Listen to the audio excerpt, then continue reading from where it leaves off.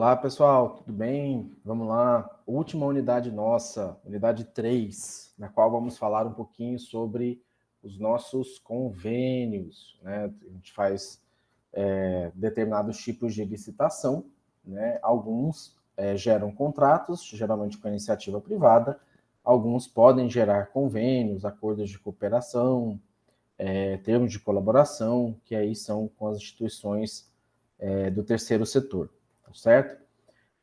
Na unidade 3, como objetivo, eu pretendo demonstrar para vocês, identificar a legislação referente aos convênios e conhecer e comparar um pouquinho algumas habilidades práticas. Tá?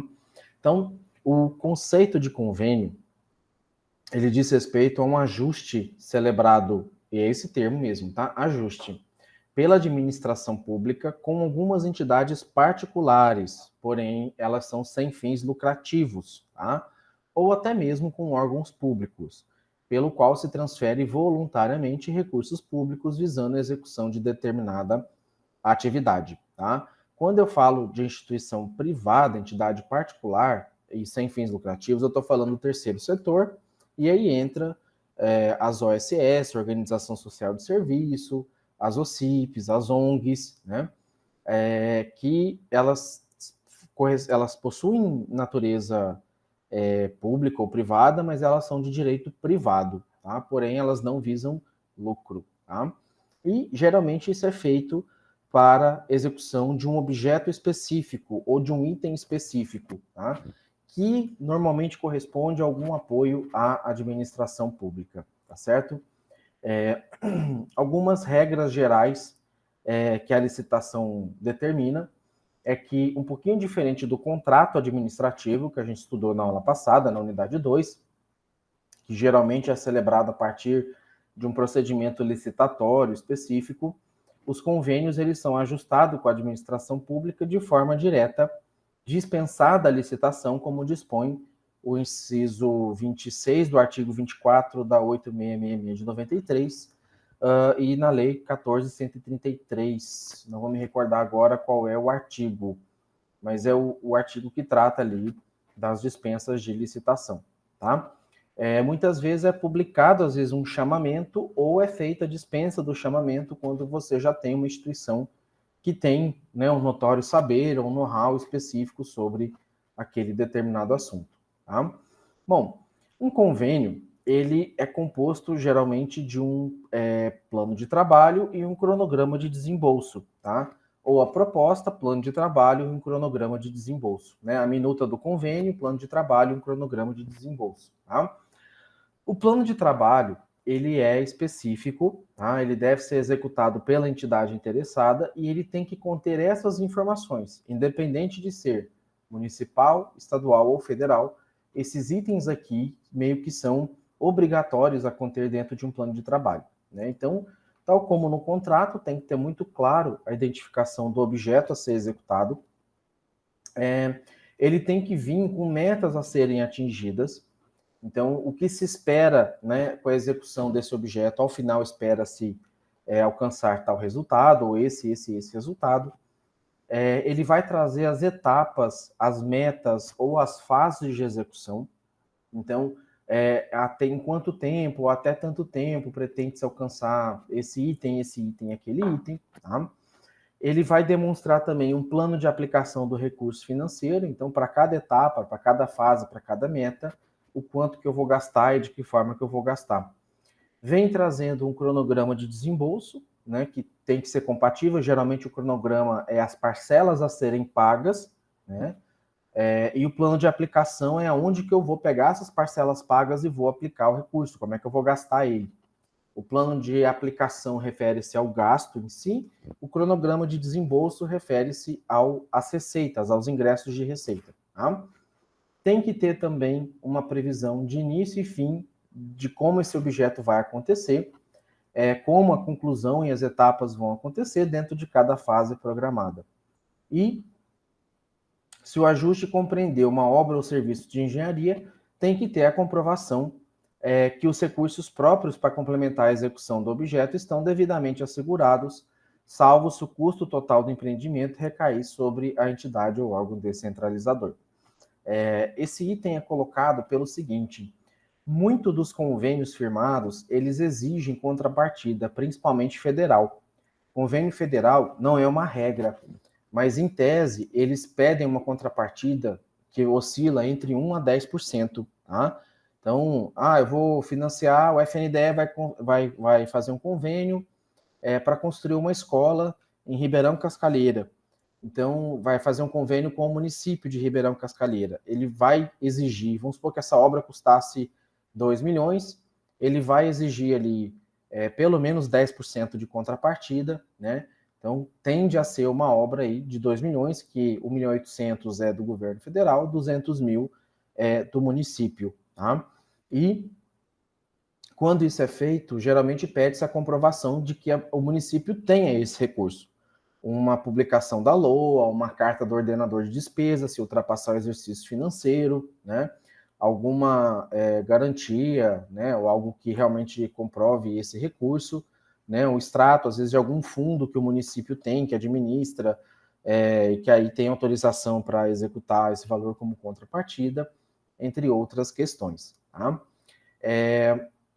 Só frisando que a contrapartida nem sempre é obrigatório, tá?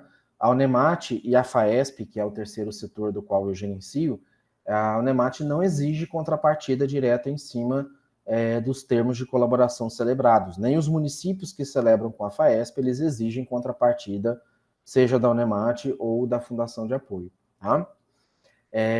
E antes de celebrar um convênio com as entidades privadas sem fins lucrativos, a administração pública, ela pode e geralmente deve adotar um procedimento que é chamado chamamento público, que tem o objetivo de selecionar projetos e entidades capazes de realizar o objeto do termo, do ajuste, tá? Então, eu quero contratar uma organização do terceiro setor para fazer, deixa eu pensar aqui um caso, uma campanha de formação e de capacitação dos proprietários rurais, digamos assim, né? Eu quero ensinar aí os pequenos agricultores a plantar, cultivar e vender essa produção ali para a agricultura familiar, né? Aperfeiçoar as técnicas de agricultura familiar para que possa comprar ali para merenda, que é uma das regras da licitação, tá? Tem um percentual que eu não me recordo, não sei se é 35% do gasto, esse percentual teve uma oscilação um tempo atrás, mas acho que está em torno de 35%, das aquisições para merenda escolar tem que vir de produtos derivados da agricultura familiar.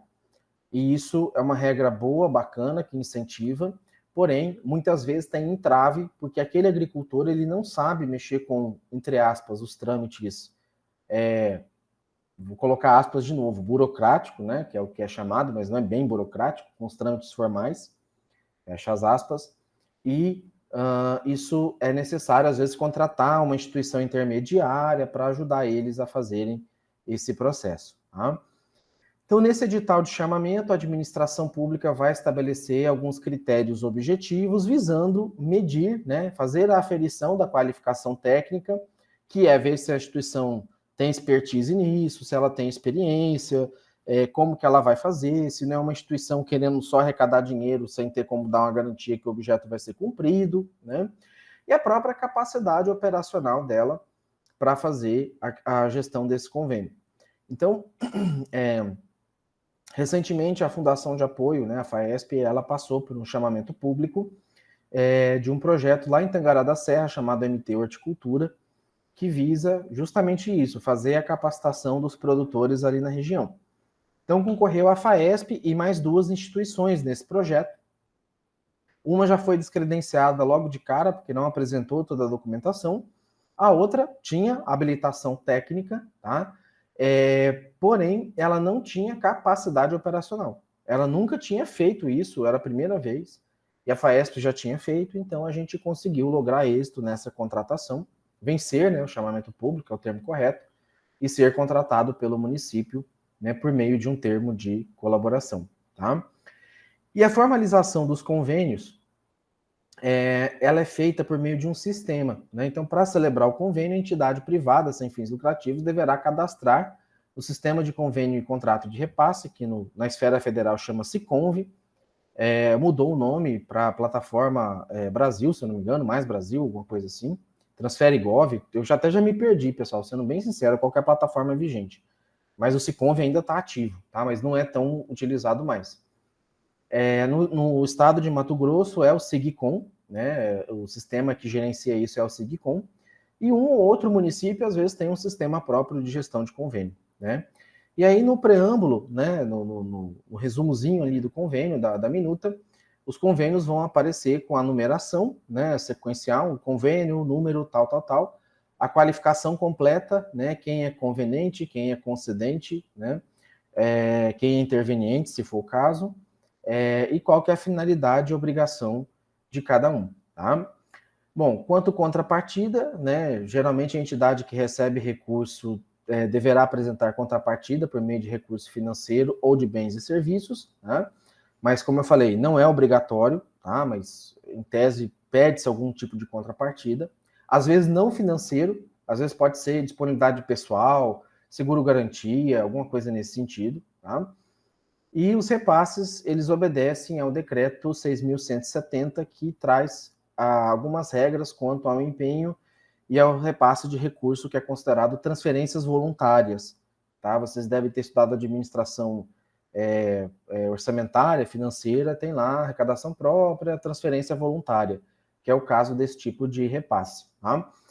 O estado de Mato Grosso, aí já falando do nosso estado, né, ele tem uma regra específica, publicou um decreto no final do ano passado, que qualquer coisa eu disponibilizo para vocês depois também, em que ele obriga todo recurso proveniente de transferência voluntária a ser depositado somente no Banco do Brasil. É o Estado que vai abrir a conta, que vai, né, nomear, intitular a conta, e é ele que vai gerenciar e fiscalizar a aplicação do recurso. Então, até ano passado, meio que era livre, assim, cada organização ela abria conta no banco que bem entendesse. Agora não, recursos do Estado é obrigatório que seja Banco do Brasil. Recursos federais, eu não sei se está obrigatório no Banco do Brasil, mas a grande maioria que eu conheço é Banco do Brasil. Tá? E depois da execução é feito a prestação de conta, né? Então a prestação de conta ela obedece à portaria interministerial 507/2011, no caso de recursos federais.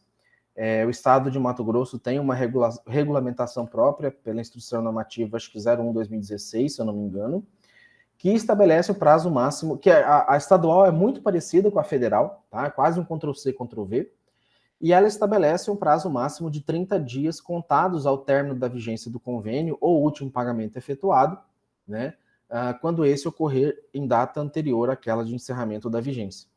Então, a prestação de conta ela pode ser parcial ou total, né? Parcial ela pode ocorrer no máximo no intervalo de um ano, tá? Então, mesmo que o recurso seja repassado hoje, para ser executado em 4 anos, o recurso foi passado de uma vez só, é obrigatório que anualmente você preste uma conta parcial desse recurso e, ao final, você presta a conta final do recurso, juntando as comprovações, os anexos e alguns relatórios, a depender do que cada instrumento pede. Tá?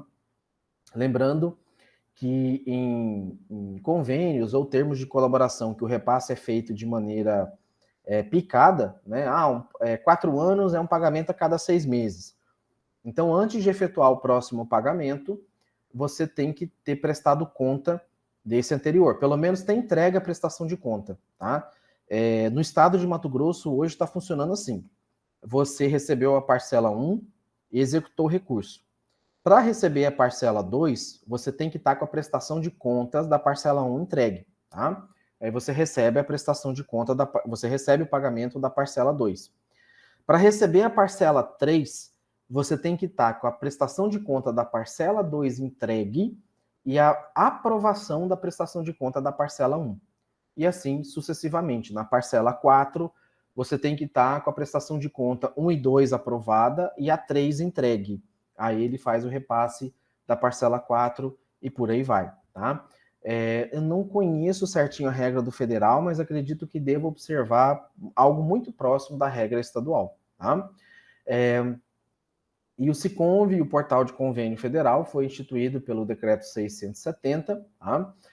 De acordo com esse decreto, a celebração e liberação dos recursos, acompanhamento da execução e a prestação de conta dos convênios são registrados no SICONV, ou, né, o Transfere Gov, que acho que é o que está vigente hoje, e ele é aberto ao público via internet, tá? Ele funciona meio como um portal de transparência também, até para facilitar a questão de transparência e acompanhamento da fiscalização por parte da sociedade, né? Então, nesse portal, o governo disponibiliza todos os programas de transferência voluntária, até por uma questão de accountability, né? Uma questão de publicidade aí das ações, ver para onde que o recurso está sendo aplicado, destinado, se é muito, se é pouco, né? Então, isso como uma ferramenta de transparência também, né?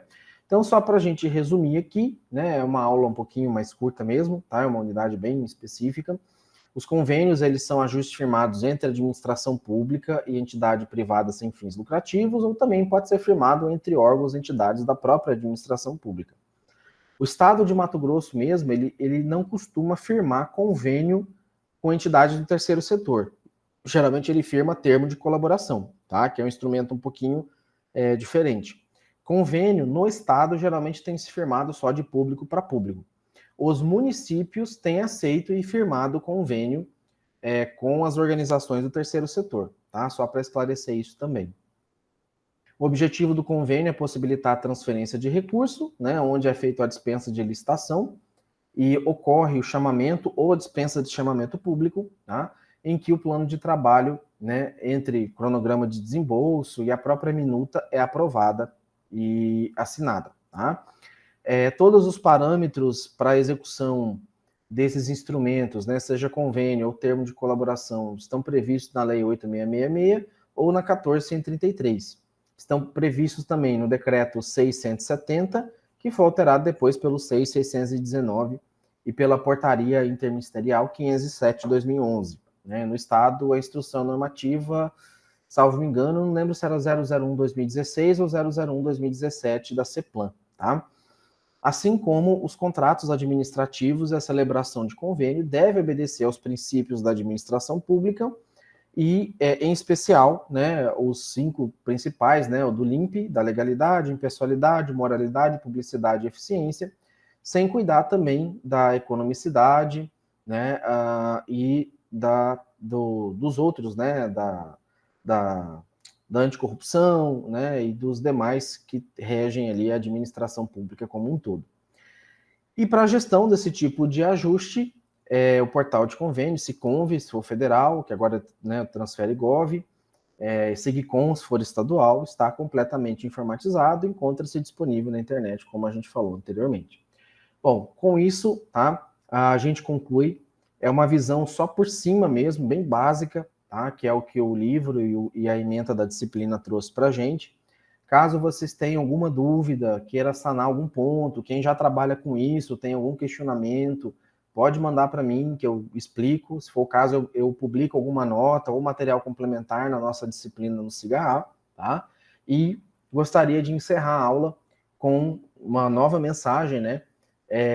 Que eu gosto muito dessa mensagem aqui também, que ela diz que cada um brilha, né, do seu jeito. Nós temos uma vela, uma lâmpada, uma estrela, a lua e o sol, né? Cada um tem um brilho diferente, cada um brilha do seu jeito, cada um de vocês é especial por alguma razão, tá? Então, cada um tem um brilho próprio e cada um tem os seus limites e as suas possibilidades de brilhar e crescer, tá certo?